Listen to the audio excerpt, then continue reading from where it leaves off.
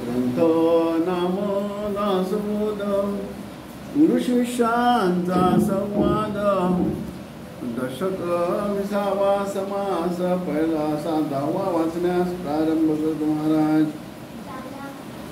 श्री गणेशाय नमः. ओम सरस्वते नमः. ओम श्री सिद्धरामेश्वराय नमः. धरू जाता धरिता नाही, टाकू जाता टाकिता नाही, जिथे जेथे आहे जाहे परब्रह्म दे. जिकडे तिकडे जेथे तेथे विन्मुख होता सन्मुख होते. सन्मुखपणे चुकेना ते काही गेल्या. बैसले माणूस उठवून गेले, ते आकाशाची राहिले. आकाश चौकडे पाहिले तरी सन्मुखची आहे. जिकडे तिकडे प्राणी पळून जाते, तिकडे आकाश होते.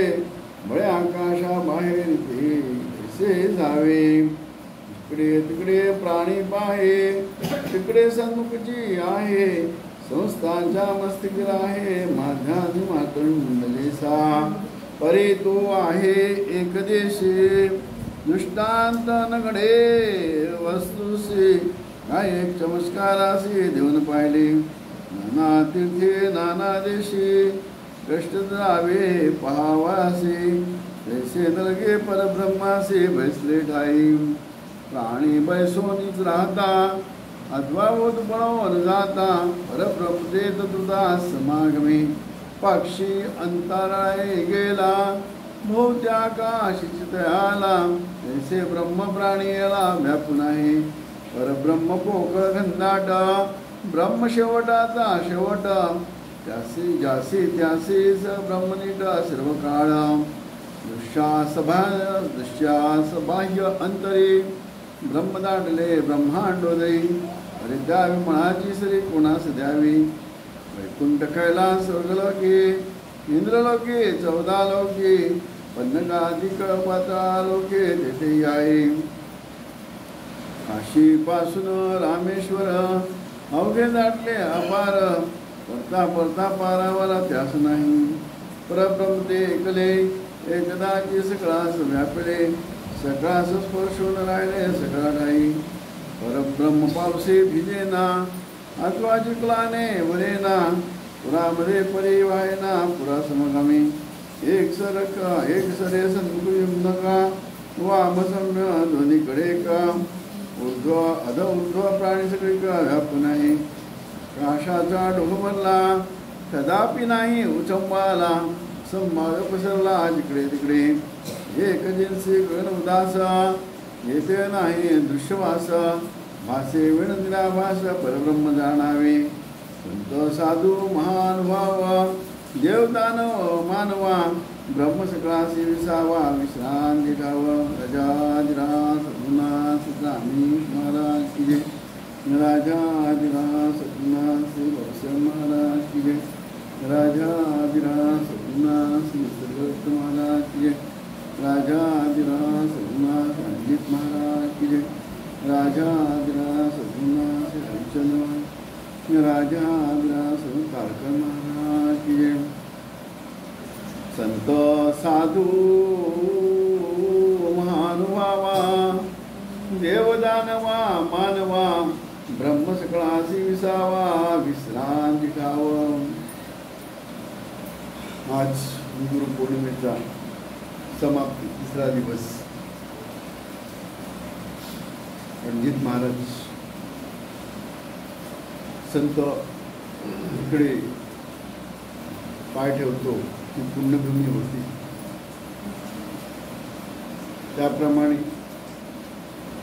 हरिश्चंद्र महाराज निमित्त झाले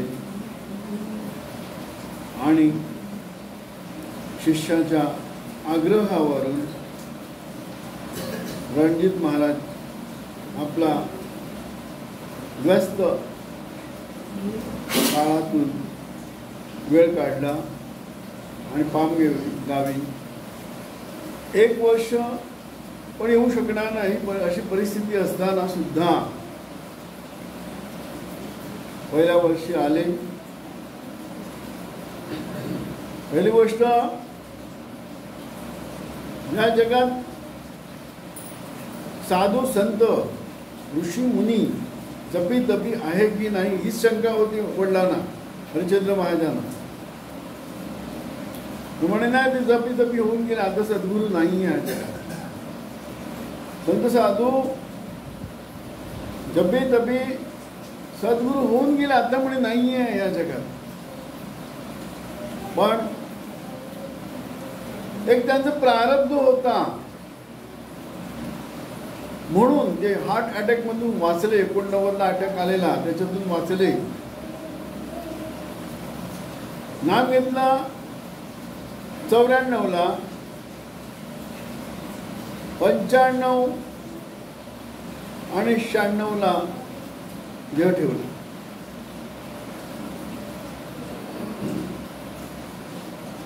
काय सांगायचं तात्पर्य काय, जीवनातल्या सगळ्या गोष्टी ठरलेल्या असतात. वडिलांना संशय होता, म्हणे तू गुरुकडे गेलास का, म्हणून हो. आणि तुझा गुरु सद्गुरू कशावरून, बघा तुझा गुरु सद्गुरू कशावरून, म्हणे या जगात आता नाही आहे, पूर्वी होते म्हणे काय संत साधू जपी तपी ऋषी मुनी सद्गुरू, आता नाही आहे म्हणे. मी भरपूर शोधलं, मला नाही सापडलं. विचार केला या माणसाने आयुष्य भक्तीत घालवलेलं आहे आणि वयाच्या 11 वर्षापासून त्यांनी भक्ती केलेली. एवढा ज्ञानी माणूस याच्या बरोबर आपण काय बोलू शकतो ना, काय वाद घालू शकतो. म्हणून विषयच बंद केला आणि एवढंच सांगितलं मासा पाण्यात कसा राहतो मासा होऊन बघायला पाहिजे. एका शब्दात विषय संपला तिकडे. पण एक योग होता. योग कुठला, लालमन मिश्रा भावजांचा मृत्यू, बस निमित्त तेवढंच. एवढंच सांगितलं वडिलांना की बाबा लालमन मिश्रा भाऊजी ऑफ झाले. कधी म्हण सोमवारी. किती वाजता, संध्याकाळी 7:30 वाजता. लगेच पंचांग काढला सोमवार. म्हणे मृत्यू बरोबर नाही. एक काळ म्हणते योग म्हणतात, योग. पटकन महाराजांनी माझ्या तोंडून बाहेर काढला. म्हणे वडील बाबा म्हणे तुम्ही आतापर्यंत जे केलं सगळं फुकट गेलं. कसं काय म्हणून, एक संत साधू जेव्हा देह ठेवतो तेव्हा आणि शुभ आणि अशुभ काहीच नसतं. हा म्हणे कुठेतरी वाचलेला आहे, त्याला राग नाही आला. हे विशेष म्हणजे त्याला राग नाही आला, त्याला समजून घेतला. तू सांगतो हे कुठेतरी वाचलेलं आहे. बघा वाचनाचा पण फायदा, कधी कुठे होईल काही सांगता येत नाही. त्यांना आठवलं संत साधू जेव्हा देह ठेवतो तेव्हा शुभ आणि अशुभ काही नसतं. आठवलं हा म्हणे हे कुठेतरी वाचलेलं आहे. लगेच त्यांचे योग तोडून सहज शब्द बाहेर पडला.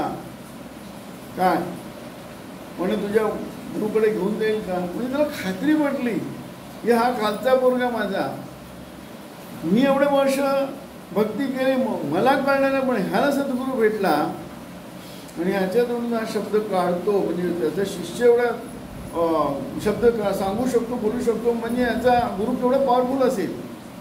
खात्री झाली आणि लगेच तयारी दर्शवली. नाम घ्या, महाराजांकडे येतो. योग म्हणतात योग. काय कसं असते, ठरलेलं असतं ना प्रत्येक गोष्ट. वडिलांनी नाम घेतलं आणि त्यांच्या तोंडून आलं. म्हणे बाबा हे असं गुरु मी पाहिलेलं नाही, कधी ऐकलेलं नाही, कसं अनुभवलेलं नाही. दासबोध मी हा 50 वेळा वाचला, मला समजला नाही.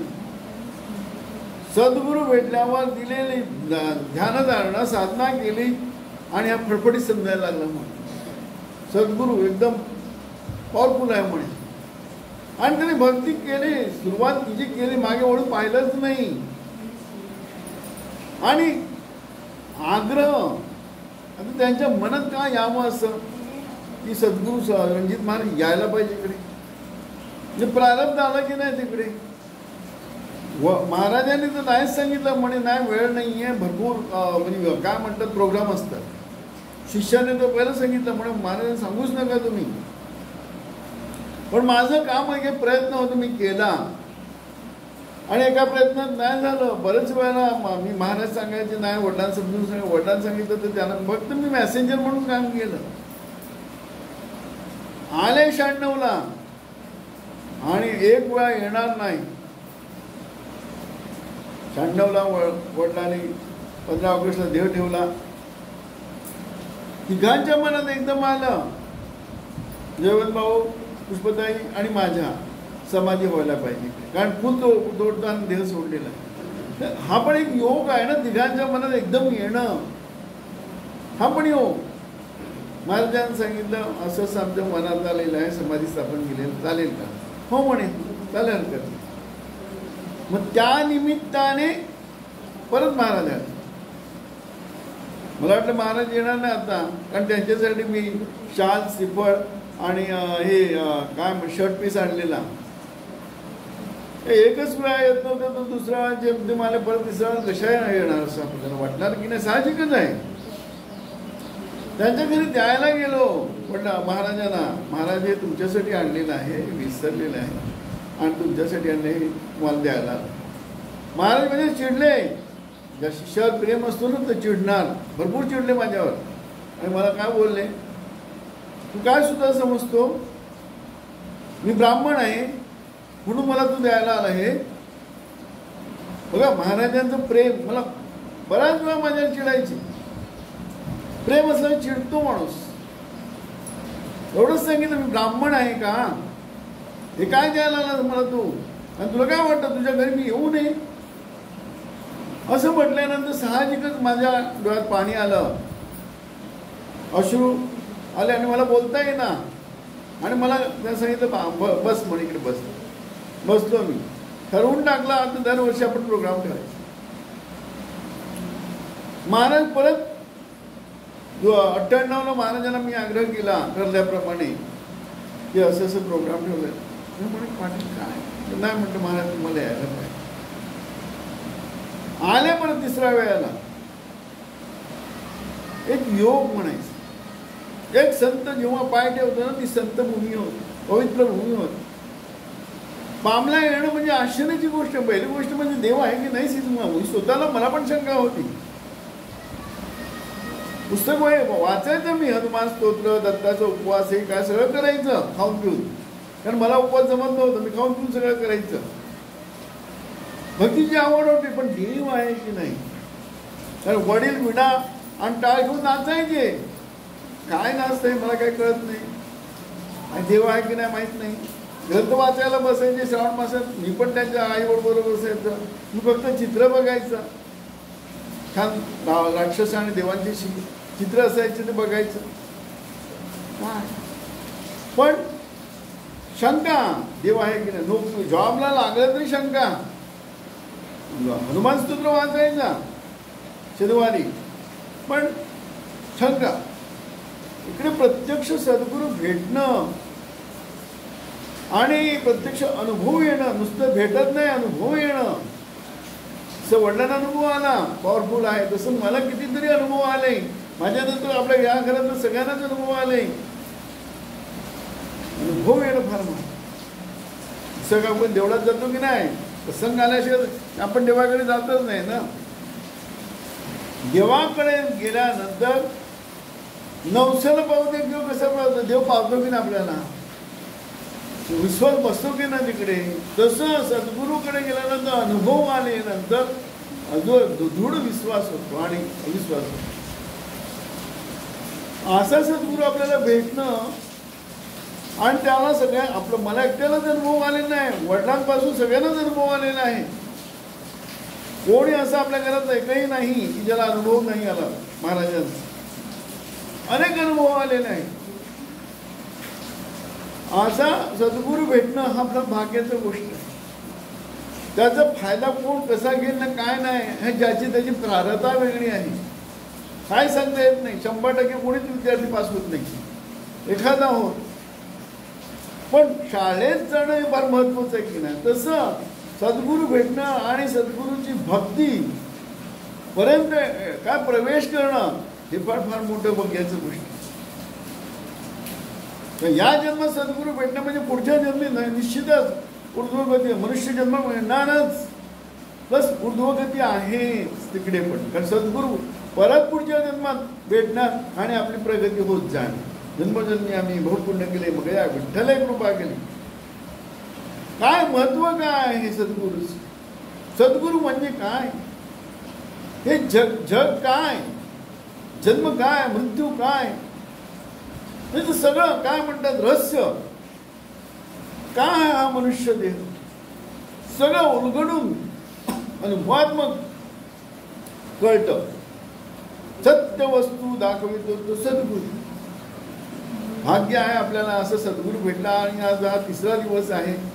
गेल्या वर्षी पण आपण गुरुपौर्णिमा चालू केलेला आहे. गेल्या वर्षी दिवाळीचा पण प्रोग्राम केलेला आहे. यावर्षी पण सद्गुरू आपला गुरुपौर्णिमेचा प्रोग्राम चालू होऊन आज 3रा दिवस आहे. आणि सगळ्या सिनियर सिटीजनने सुरुवात केलेली आहे. आणि आज बरेचसे आपल्या घरातले मेंबर आलेले आहेत आणि चांगला उत्साहात सगळे आहेत. आता या ओळीत काय सांगायचं आहे?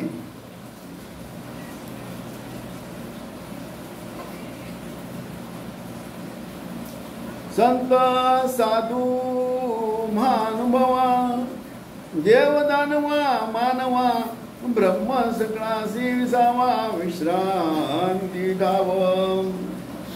ब्रह्म म्हणजे काय सांगायचं? ब्रह्म म्हणजे काय? ब्रह्म पिंडीते ब्रह्मांडी म्हटलेलं आहे. ब्रह्म काय सांगितलेलं आहे? संत साधू मानवाव देवदानव मानव ब्रह्म सकळासी विसावा विश्रांती ठाव. काय सांगायचंय? सगळ्यांना काय करंट एकच आहे की ना, करंट त्याला जाणीव म्हणतो. जाणीव आला का मन येतो, मन आलं का द्वैत तयार होतो. तू आणि मी संपलं. द्वैत कुठे आला? मनामुळे. म्हणून रामदास महाराजांनी कोणाला उपदेश केलेला आहे? मनालाच मनाचे श्लोक लिहिले. मनाला का उपदेश केलेला आहे? कारण मने मनुष्या कारणम बद्धता मुक्तता कारणम. माणसाचं मन विषयाच्या अधीन विकाराच्या अधीन झालेला आहे म्हणून तो जीव झालेला. एक संत सद्गुरू भेटल्यावर कळते. भक्ती मार्गात नाही कळत आपल्याला. भक्ती मार्गात काय? भक्ती मार्ग आवश्यक आहे सद्गुरू भेटेपर्यंत. कारण भक्ती करूनच भक्ती मार्ग संपल्यानंतर सद्गुरूचा मार्ग चालतो. भक्तीमध्ये पुण्य जमा होतो की नाही? जन्मजन्मी आम्ही बहुपुण्य केले, मग विठ्ठल कृपा केली. विठ्ठल म्हणजे कोण? सर्व चराचर मध्ये भरून असला आहे तो. आता झाली ना आषाढी कार्तिकी वारी करतात की नाही लोक? तो एक महत्वाचा अनुभव आहे. महाराजांकडे मी गेलो, नाम घेतलं, साधना केली, अनुभव आले. महाराजांनी मी सहज बोललो, महाराज माझे वडील वारकरी आहे. मला वाटलं काहीतरी चांगलं मला शाबासकी देतील. माझे वडील वारकरी आहेत, अनेक वर्ष वारकरी संप्रदायात. हो का? म्हणून बरोबर आहे, वारीच करणार म्हणे. मला कळलं वारीच करणार म्हणजे काय सांगायचं होतं त्यांना. पंढरपूरची वारी करून वारी करणार म्हणजे काय? जन्म मृत्यूच्या फेऱ्यातून ते बाहेर आलेलं नाही, येणार नाही. कारण तिकडे कल्पना काय आहे? मी पुण्य करतो ही कल्पना आहे. करते पण आहे की नाही तिकडे? स्वलोकता समीपता स्वरूपता या तिन्ही मुक्ती जरी मिळाल्या, आधार काय? पुण्याचाच ना. जोपर्यंत पुण्य आहे तो स्वर्गलोक काय? स्वर्गलोक आहे. समीपता स्वरूपता आणि समीपता या तिन्ही मुक्ती आहेत. पुण्य संपला परत मनुष्य जन्म घ्यावा लागतो. म्हणून महाराज तसे बोलले. काय बोलले? काय? वारकरी वारीच करणं. तेव्हा मला कळलं वारी म्हणजे जन्म मृत्यूच्या फेऱ्यातच आहे. म्हणजे भक्ती मार्गात वारी करणं म्हणजे जन्ममृत्यूचा फेरा चुकत नाही. पण त्या भक्त काय म्हणतात, भक्ती मार्ग पूर्ण झाल्यानंतर, पुण्याचा साठा जमल्यानंतर आपल्याला सद्गुरू, वासना आपली कशावर आहे ती आपली हौस. एखादी गोष्ट आपण कधी सोडतो, हौस पिटल्यावर किंवा त्रासदायक झाला तर, किंवा त्याच्यातला काय म्हणतात महत्व कळलं तर. भक्ती मार्गात भक्ती करतो, अनेक जन्म भक्ती करतो, शेवटी काय करतो, सगळं सुख बघून होतं. सगळं देवांची भक्ती करून झाल्यानंतर स्वर्गाचं सुख पण घेऊन होतो आपल्याला. स्वलोकता, समीपता, स्वरूपता ह्या तिन्ही मुक्ती भोगून कळतो आपल्याला हे नाशिवंत जाणं.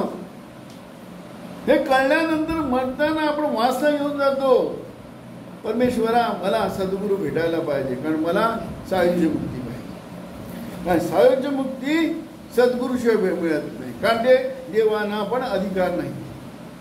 देव म्हणजे काय, महामोहन नगरी देव वर्ष दिलेलं या. एक अज्ञानी जग, अज्ञान कुठला, मी कोण आहे अज्ञान. भक्ती मार्गात हे ज्ञान कळत नाही मी कोण. तिकडे काय आहे हे, तू देव मी भक्ती आहे. जरी सलोकता, समीपता, स्वरूपता, मुक्त मिळाला तरी देव आणि भक्त ही दरी आहे. तिकडे ती दरी मिटत नाही, कारण का तिकडे कर्ते पण आहे, पुण्याची कल्पना आहे. पुण्य करून मरताना तिकडे वासना घेऊन जायला पाहिजे. कुठली, मला सायुज्य मुक्ती पाहिजे, त्याच्यासाठी सद्गुरू भेटायला पाहिजे. काय परत त्याची तपश्चर्या करायची, परत साधना करायची, परत आपला हे भक्ती करायची. अनेक जन्म हेच करतो, पण पुढे काय, पूर्णविराम पाहिजे की नाही. म्हणून सांगितलं ओम पूर्णमिदं पूर्णात् पूर्णमुदच्यते पूर्णस्य पूर्णमादाय पूर्णमेवावशिष्यते. कुठेतरी थांबलं पाहिजे की नाही. सद्गुरू भेटल्यावर तो प्रवास थांब.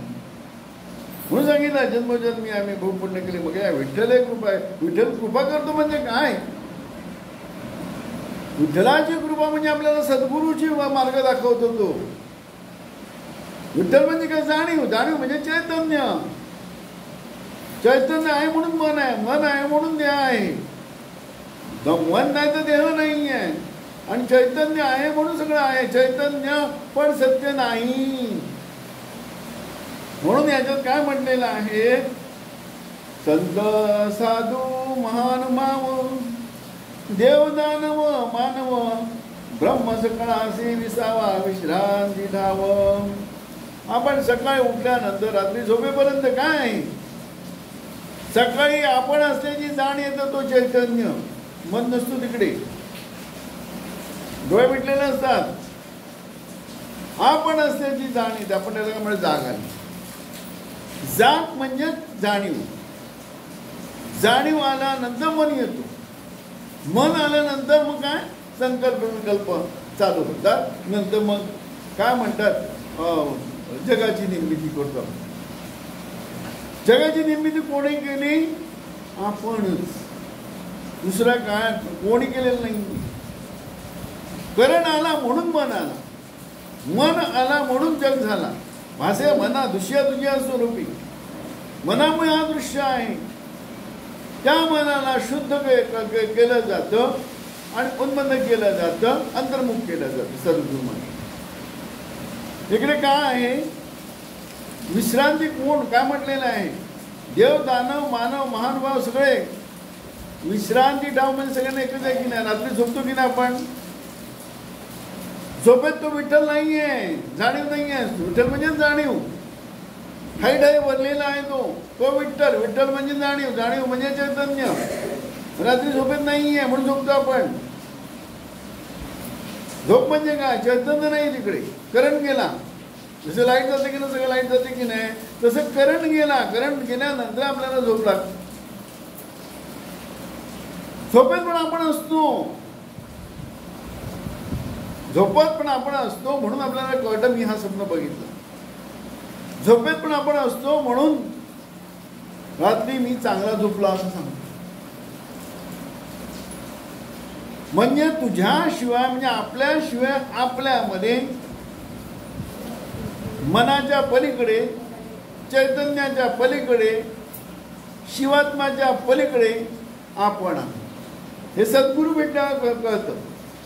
त्याला तुर्य अवस्था म्हणतात किंवा साक्षी अवस्था म्हणतात. आपल्याशिवाय आपण ते बीज मंत्राने करतं, अनुभवाने कर, साधनेने कर. साधना कुठली आहे? 4 भजनं आणि ध्यान धारणा. ह्याच्या पलीकडे साधना कुठली आहे? जमलं तर सत्संग, नाही जमलं तर हरकत नाही, पण 4 भजनं आणि ध्यान धारणा हेच बेसिक आहे.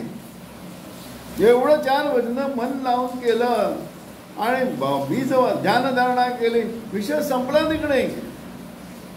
सत्संगाला सगळं आतापर्यंत सगळ्यांनी ज्याने नाम घेतलेलं आहे सद्गुरूकडून, सगळ्यांना काय जमलेलं नाही आहे सत्संगाला यायला. आणि आता तर मीडिया आहे, मीडियामुळे पूर्वी तर मीडिया नव्हता.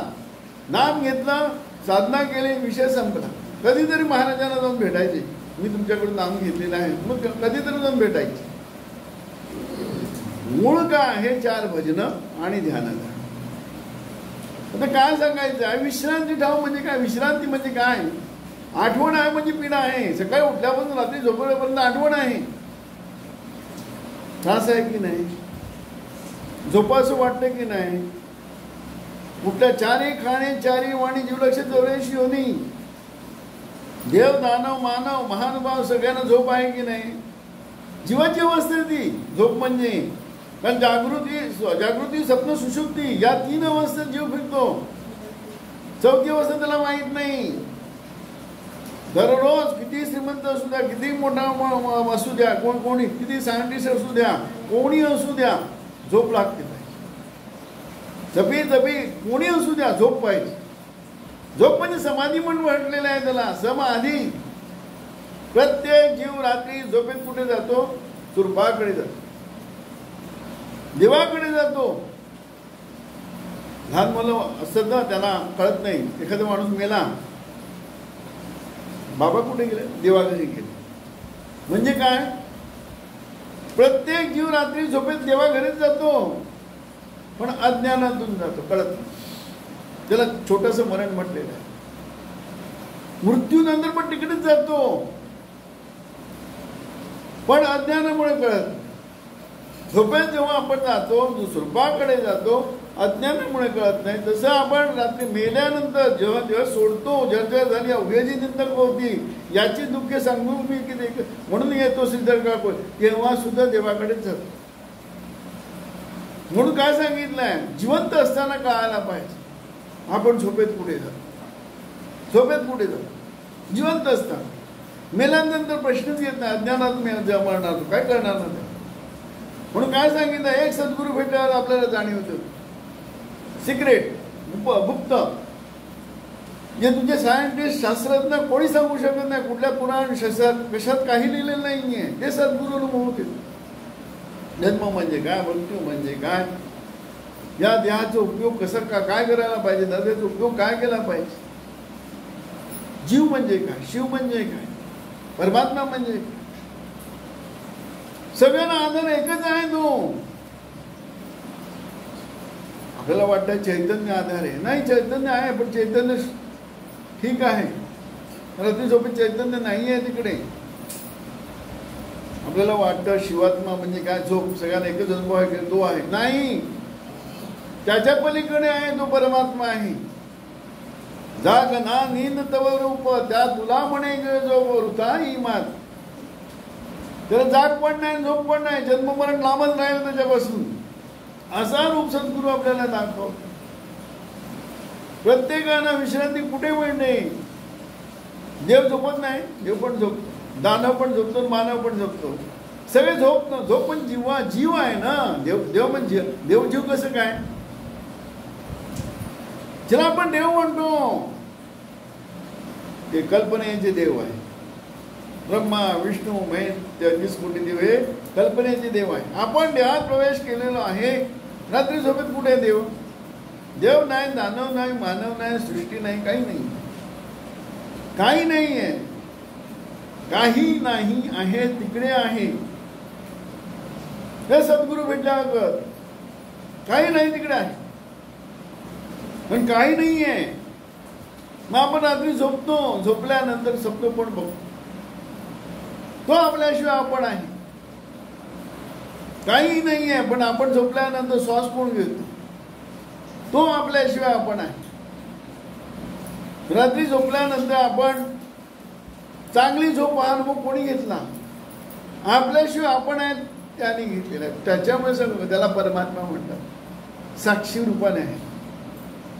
सद्गुरु जेव्हा बीज मंत्र देतो त्या बीज मंत्राने अंतर्मुख होऊन 4 पद्धतीने साधनांची बहु कष्ट केले मन शुद्ध होतो. विकारातून विषयातून मन शुद्ध होतो. शुद्ध करा मन ध्यान वस्तूशी ओळखावे तुका म्हणून ओळखाने वस्तू सांडारे कल्पना वसतू म्हणजे स्वरूप त्याला ओळखला. मग आपण 3री अवस्थेपर्यंत जातो. काय तो परमात्मा 4थी अवस्था आहे. जागृती स्वप्न सुषुप्ती. जागृती स्वप्न सुषुप्ती आणि तुर्या. तुर्या म्हणजे काय? आपण झोपल्यासारखं वाटतं. मग स्वप्न कोण बघितलं? झोपला नाही. मग स्वप्न कसं पडला? तेव्हा कळतं अरे मी झोपलो होतो. चांगला झोपलेला आहे आपण घोरतो मस्तपैकी. आपल्याला कळतं मी घोरतो म्हणजे मी थोडक्यात कळतं मी झोपलेला आहे. म्हणजे कुठल्या आपण अवस्थेपर्यंत पोहोचतो? आपण 4थी अवस्था. ते सद्गुरू भेटल्यावर सद्गुरू वचन पाळल्यावर तिने साधनांचे बहु कष्ट केले तेव्हा कठीण आहे ते. 4थी अवस्थेपर्यंत पोहोचणं सोपं नाही.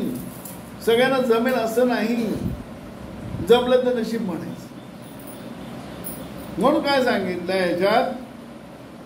संत साधू महान व्हाव देव दानव मानव ब्रह्म सगळासी विसावा विश्रांती डाव राजाधिराज सद्गुणा सिद्धरामेश महाराज राजाधिराज सद्गुणा श्री भाऊसाहेब महाराज राजाधिराज